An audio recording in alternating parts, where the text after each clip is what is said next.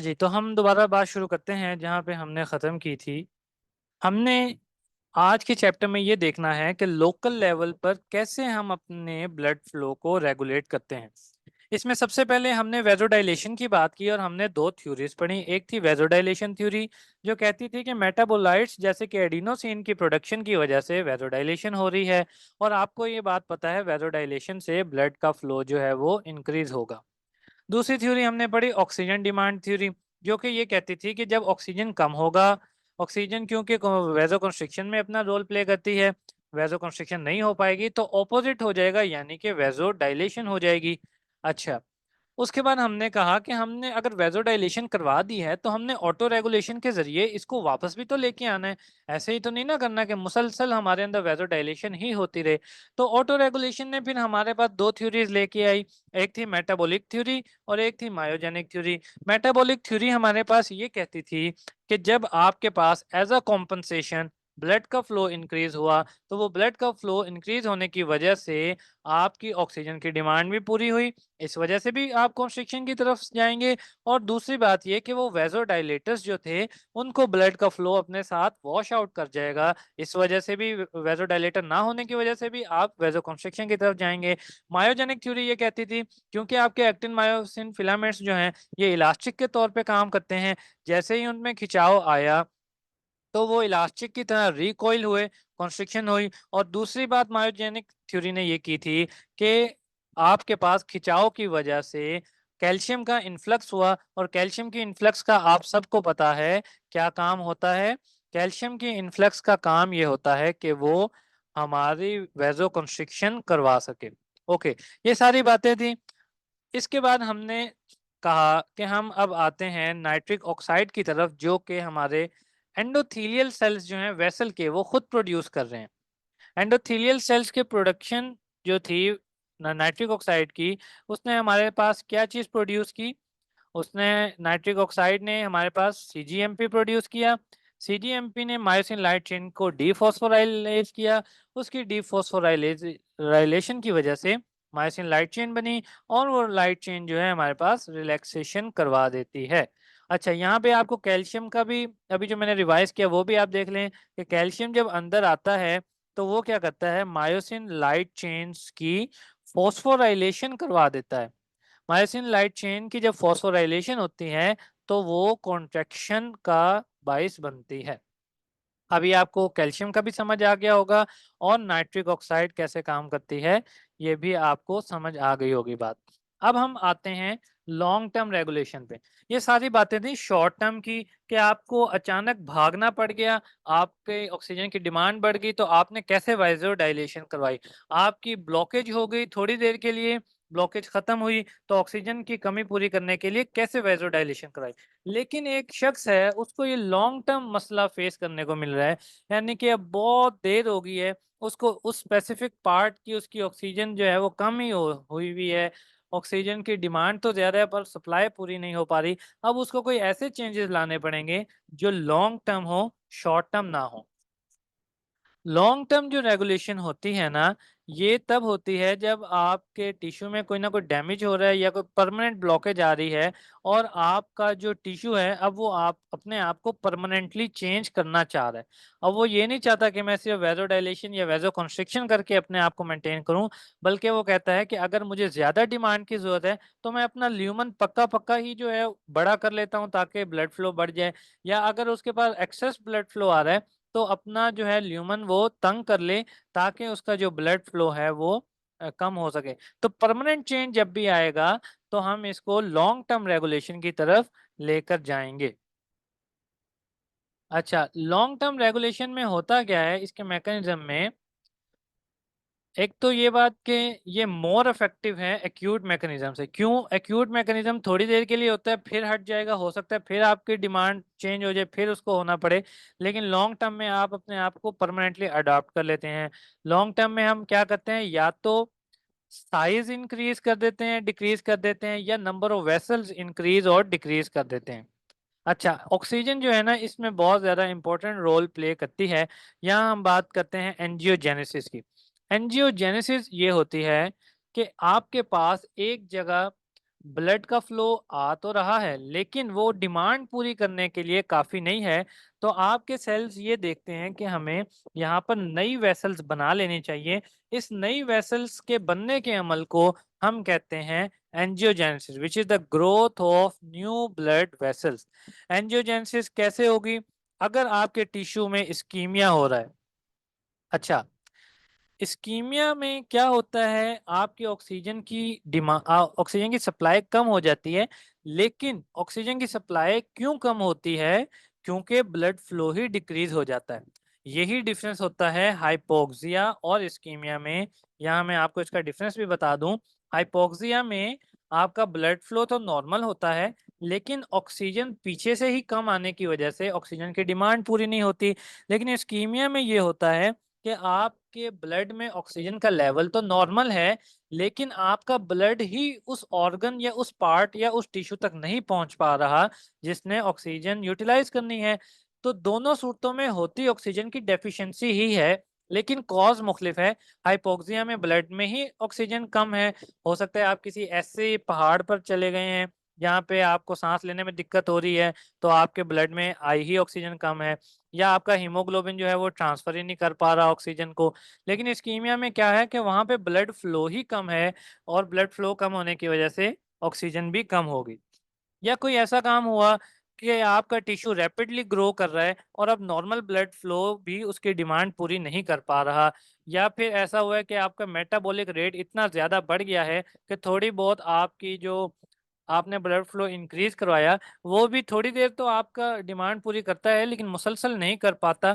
इसलिए आप जाते हैं, आपकी बॉडी चाहती है कि मैं वेसल्स ही नहीं बना लूं। जब जाहिर सी बात है रास्ते ही ज्यादा बन जाएंगे तो उस एक स्पेसिफिक पार्ट पर ज्यादा ऑक्सीजन की सप्लाई आ सकेगी। अब एंजियोजेनेसिस होने के लिए कुछ एंजियोजेनिक फैक्टर्स होते हैं जिनको हम स्मॉल पेप्टाइड्स कहते हैं।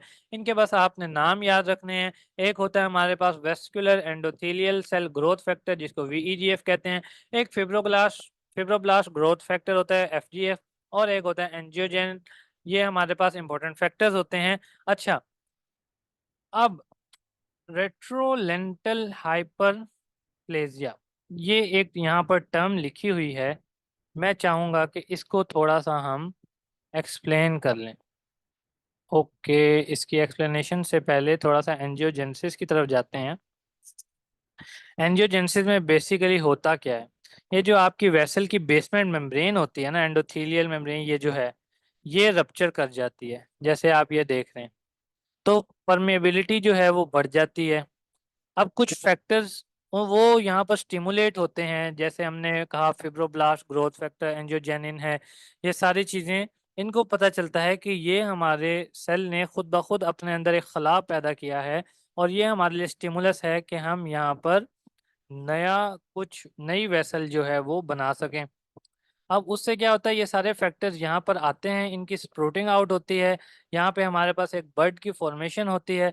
उस बड की फॉर्मेशन की वजह से यहाँ पर एक नई वेसल हमारे पास बनने लग जाती है। ये नई वेसल देखें यहाँ पर बनने लग गई। और इसी तरह जो दूसरी वेसल है उसमें भी यही सारा काम होता है, वहाँ भी उसके यहाँ पे एंडोथेलियल बेसमेंट मेम्ब्रेन की डिस्ट्रक्शन होती है और नई वेसल बनने लग जाती है। ये दोनों वेसल जब एक दूसरे के कॉन्ट्रैक्ट में आती हैं तो बाद में इनकी रिमॉडलिंग होती है, और प्रॉपर यहाँ पे हमारे पास एक नई वेसल की कह लें पैदाइश हो जाती है। यहाँ पर समझें एक वेसल चल रही थी, एक वेसल यहाँ पर चल रही थी। इन दोनों ने स्प्रूटिंग आउट की, बडिंग हुई, यहाँ पर बनी। इसके भी सारे वही प्रोसेस हुए, ये दोनों आपस में मिली। इन दोनों के मिलने की वजह से इस रास्ते में हमारे पास एक और नई वेसल बन गई। हो सकता है ये नई वेसल बाद में दोबारा स्प्रूटिंग आउट करके यहाँ पर एक और नई वेसल बना दे। तो ये सारा काम था हमारे पास एंजियोजेनेसिस का। ओके, अब जो मैंने बात की रेट्रोलेंटल हाइपरप्लेजिया, ये बहुत इंपॉर्टेंट है। अब मैं इसको थोड़ा सा समझाने की कोशिश करूंगा। हमने लॉन्ग टर्म रेगुलेशन में बात की कि ऑक्सीजन का भी बहुत इंपॉर्टेंट रोल होता है। ऑक्सीजन क्या करती है, ना सिर्फ एक्यूट कंट्रोल में रोल प्ले करती है बल्कि लॉन्ग टर्म में भी। जब आपकी ऑक्सीजन की डिमांड पूरी हो रही होगी तो आपको एंजियोजेनेसिस की तरफ जाना ही नहीं पड़ेगा। लेकिन अगर ऑक्सीजन की डिमांड जो है वो पूरी ना हो सके काफी देर तक और आपका जिस्म ये समझ जाए कि अब मुझे नई वेसल्स बनाने की जरूरत है, तो अब आपका एंजियोजेनेसिस का रोल जो है, एंजियोजेनेसिस का जो प्रोसेस है वो स्टार्ट हो गया। अब होता क्या है कि जब एक न्यू बॉर्न बेबी पैदा होता है ना, तो उसमें नॉर्मली एंजियोजेनेसिस अभी होनी होती है, क्योंकि जब वो इस दुनिया में आता है तो उसकी ऑक्सीजन की डिमांड और होती है, और जब वो अपने वालदा के रहम में होता है तो उसकी ऑक्सीजन की डिमांड और होती है। जब वो 9 मंथ्स अपने वालदा के पेट में रहता है तो ऑक्सीजन की डिमांड उसके by default through the mother circulation पूरी हो रही होती है किसी हद तक। लेकिन जैसे ही वो कनेक्शन खत्म होता है और वो इस दुनिया में आता है, अब उसको खुद को ऑक्सीजन की डिमांड क्योंकि उसकी कम हुई हुई होती है, तो उसको नॉर्मली एंजियोजेनेसिस का प्रोसेस उसमें होना होता है। लेकिन यहाँ पर मसला क्या होता है? मसला ये होता है कि अगर आपने एक बेबी को एक ऑक्सीजन टेंट में रख दिया, जैसे कि पता है नर्सरीज में होता है कि जो बच्चे क्रिटिकल होते हैं उनको ऑक्सीजन टेंट्स में रखा जाता है, इंक्यूबेटर कह लें आप, जो भी उसको नाम दे दें। अगर आपने उसमें ऑक्सीजन के लेवल को प्रॉपर मेंटेन नहीं रखा और ऑक्सीजन दी बच्चे को एक्सेस में ताकि इसकी डिमांड फौरन पूरी हो सके, तो इसका एडवर्स इफेक्ट क्या होगा कि जैसे ही आप उस बच्चे को उस ऑक्सीजन टेंट से निकालेंगे, उसके सेल्स ये देखेंगे कि ओहो, हमारी ऑक्सीजन की डिमांड तो बहुत ज़्यादा कम हो गई है, क्योंकि पहले तो उसको ऑक्सीजन एक्सटर्नली मिल रही थी। ऑक्सीजन की डिमांड कम होने की वजह से उसके सेल्स जिन्होंने नेचुरली भी एंजियोजेनेसिस करनी थी, अब वो रैपिडली एंजियोजेनेसिस कर लेंगे, और वो एंजियोजेनेसिस इतनी ज़्यादा हो जाएगी कि उसके जो रेटिना की वेसल्स हैं वो भी अपने अंदर एंजियोजेनेसिस स्टार्ट करके आपके एक्वस ह्यूमर तक जा पहुंचेंगी और आपका जो रेटिना है उसको ठीक ठाक डैमेज कर देंगी, और इसको हम कहते हैं रेट्रोलेंटल हाइपरप्लेजिया।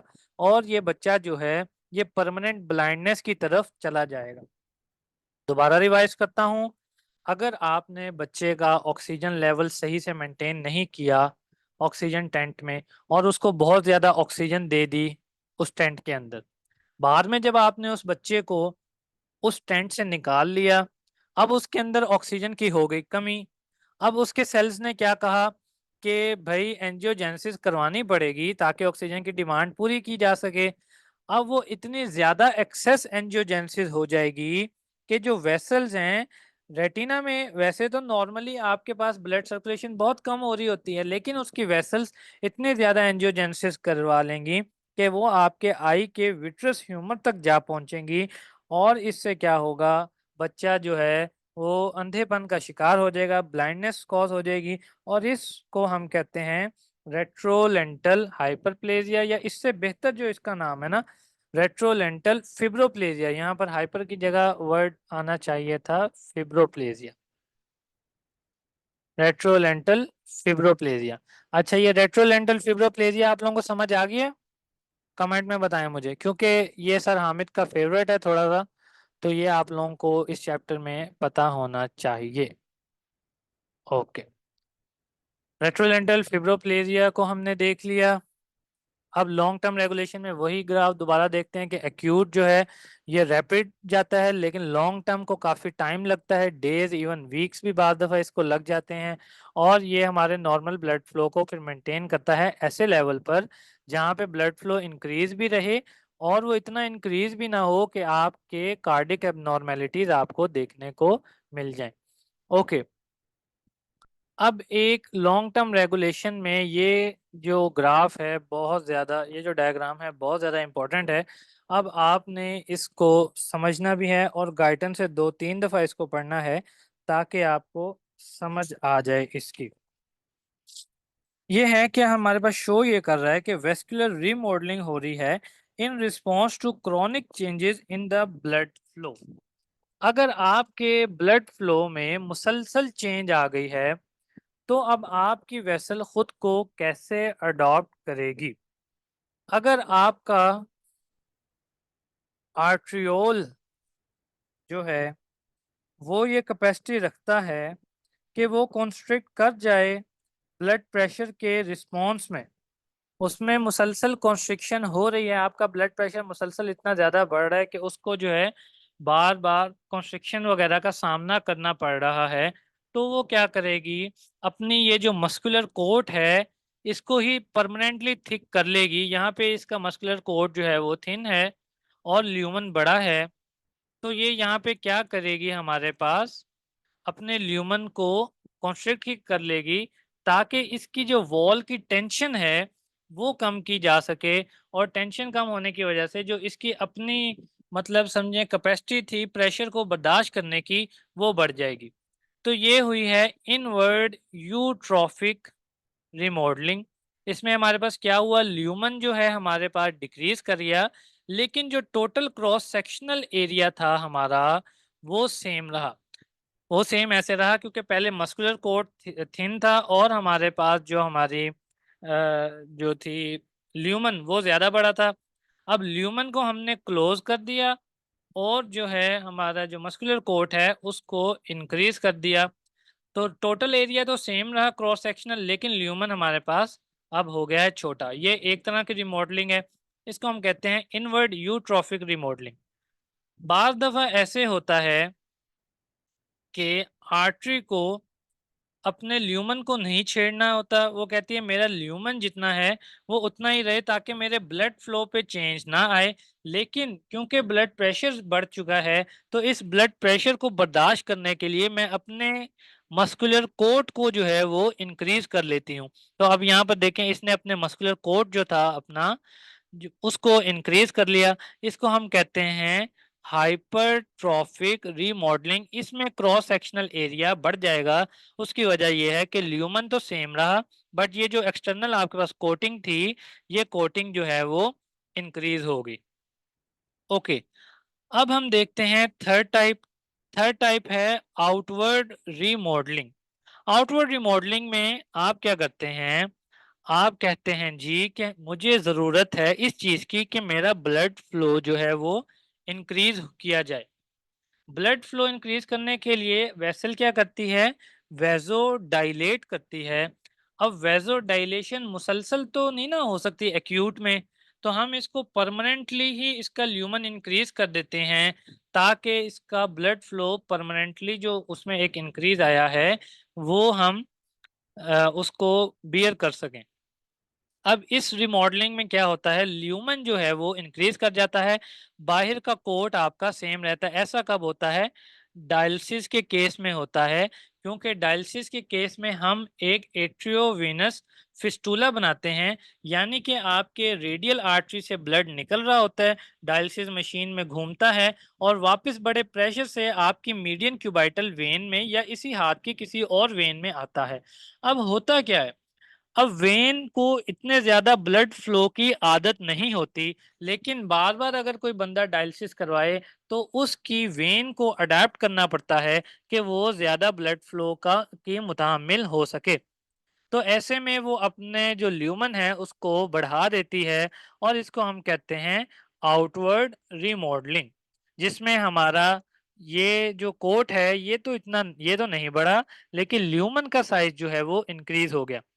अब एक आपने की है किसी बंदे की बाईपास सर्जरी, क्रोनरी आर्टरी की जगह आपने लगा दी है उसको जो नॉर्मली लगाई जाती है ना सेफिनस वेन होती है हमारे लोअर लिम्ब में, उसको काट के हम जो है बाईपास में यूज करते हैं एज अ क्रोनरी आर्टरी, उसको बना देते हैं। अब आर्टरी की वॉल भी थिक होती है हमने पहले पढ़ा, और आर्टरी में ब्लड फ्लो भी ज्यादा होता है, लेकिन वेन में ये दोनों ही चीजें कम है, उसमें ब्लड फ्लो भी कम है और उसमें जो उसकी वॉल की थिकनेस है वो भी कम है। तो अब जब हम वेन को लगाएंगे एज अ आर्टरी, तो उसमें फिर रिमॉडलिंग इस तरह से होगी कि उसको अपना कोट भी बढ़ाना पड़ेगा और अपना ल्यूमन भी बढ़ाना पड़ेगा। ये चार तरह की रिमॉडलिंग थी, उम्मीद करता हूँ आपको समझ आई होगी। एक तो ये, दोबारा इसको मैं रिवाइज करता हूँ कि एक में आपने ल्यूमन को कर दिया कम, लेकिन टोटल एरिया रहा सेम, इसको हमने कहा इनवर्ड यूट्रॉफिक रिमॉडलिंग। फिर आपने क्या किया, आपने ल्यूमन को रहने दिया सेम, लेकिन प्रेशर बर्दाश्त करने के लिए अपने कोट को इंक्रीज कर दिया, इसको कहा हमने हाइपरट्रॉफिक रिमॉडलिंग। अब आपने फ्लो को इंक्रीज करने के फ्लो जो इंक्रीज था उसको रखने के लिए आपने अपने ल्यूमन को जो है वो इंक्रीज किया, बट आपने अपने कोट को नहीं छेड़ा, इसलिए इसको हमने कहा आउटवर्ड रीमॉडलिंग। और जो चौथी टाइप थी हमारे पास आउटवर्ड हाइपरट्रॉफिक रीमॉडलिंग, उसमें आपने कोट भी इंक्रीज किया और आपने ल्यूमन भी इंक्रीज किया। ये सारी चीजें जो हैं आपके लॉन्ग टर्म रेगुलेशन में आ गई हैं। इससे पहले एक पॉइंट था, वो था blood flow regulation by development of collateral circulation. Collateral circulation भी एंजियोजेनेसिस ही की तरह होती है। उसमें क्या करते हैं आप कि अगर आपकी एक वेसल में कहीं पर ब्लॉकेज आ गया है तो आपका वहाँ की वेसल्स क्या करती हैं, वो स्प्रोट आउट होती हैं और उसी जगह पर एक नया पाथ बना लेती हैं, जिसको हम कहते हैं कोलेटरल सर्कुलेशन। कि अच्छा यहाँ पर तो ब्लॉकेज हुई हुई है, चलो हम कोई और रास्ता अपना लेते हैं और ब्लड को वहां से जाने देते हैं। ये चीजें थी हमारी लॉन्ग टर्म रेगुलेशन की। उम्मीद करता हूँ आज की बातें आपको समझ आई होंगी। बाकी ये जो हमारा हार्मोनल कंट्रोल है, इसको इंशाल्लाह हम कल देखेंगे। अगर लॉन्ग स्टोरी शॉर्ट करूं तो बस ये बात है कि आपको ये पता होना चाहिए कि टोटल हमारे पास वेजोडाइलेशन कब होगी और वेजो कॉन्स्ट्रिक्शन कब होगी, कब हमें एक्यूट चाहिए, कब लॉन्ग टर्म चाहिए। पूरे चैप्टर को रट्टा मारने की जरूरत नहीं है, जस्ट एक दफा चैप्टर को गो थ्रू करना है, इंपॉर्टेंट पॉइंट्स को एक पेज पर लिख लेना है। और एक्यूट और लॉन्ग टर्म कंट्रोल को अगर आपने एक पेज पे समराइज करना हो तो आपको आना चाहिए। एक्यूट में दो मेन थ्योरीज थी, वेजोडाइलेशन की थ्योरी और ऑक्सीजन लैग थ्योरी, जो कि हमें वेजोडाइलेशन की तरफ लेकर जा रही थी। और इसी वेजोडाइलेशन को ठीक करने के लिए ऑटो रेगुलेशन का फिनोमिना था। उसमें फर्दर दो थ्योरीज थी, मायोजेनिक थ्योरी और मेटाबॉलिक थ्योरी। ये सारी चीजें थी एक्यूट कंट्रोल में।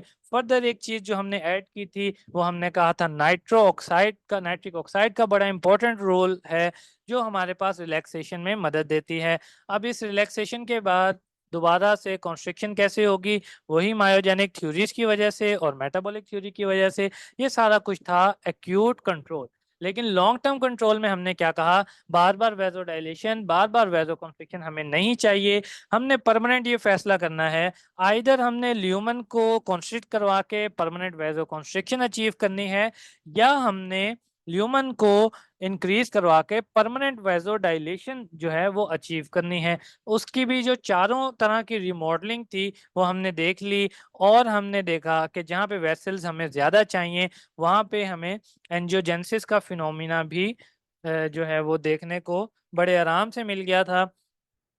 इसके अलावा एक डायग्राम ब्लैक एंड वाइट है गाइटन में, वो आपने देख लेनी है। जो माउस पे उन्होंने एक्सपेरिमेंट किया था कि उनके एक माउस के एक मसल को जब उन्होंने बार बार इलेक्ट्रिकल इम्पल्स से स्टिमुलेट किया तो 30 दिनों बाद उन्होंने वहां देखा कि वहां पे बहुत ज्यादा कैपिलरीज बन गई हैं। उसकी वजह भी यही थी कि बार बार कॉन्ट्रैक्शन की वजह से ऑक्सीजन की डिमांड बढ़ी। डिमांड को पूरा करने के लिए एंजियोजेनेसिस यानी कि एक लॉन्ग टर्म रेगुलेशन जो है वो हो गई। पूरा चैप्टर मैं दोबारा बता रहा हूँ, याद करने की जरूरत नहीं है। जस्ट अगर आपको ये सारा जो हमारा ग्राफ है ये अच्छे से एक्सप्लेन करना आता है तो इस एक डायग्राम के बलबूते पर आप पूरी एक्यूट रेगुलेशन को कवर कर सकते हैं। उम्मीद करता हूं आपको समझ आ गई होगी। और अगर आपका कोई सवाल है तो वो आप जो है अभी राइट डाउन कर लें, हमारा टाइम पूरा हो रहा है। और ग्रुप में शेयर करें।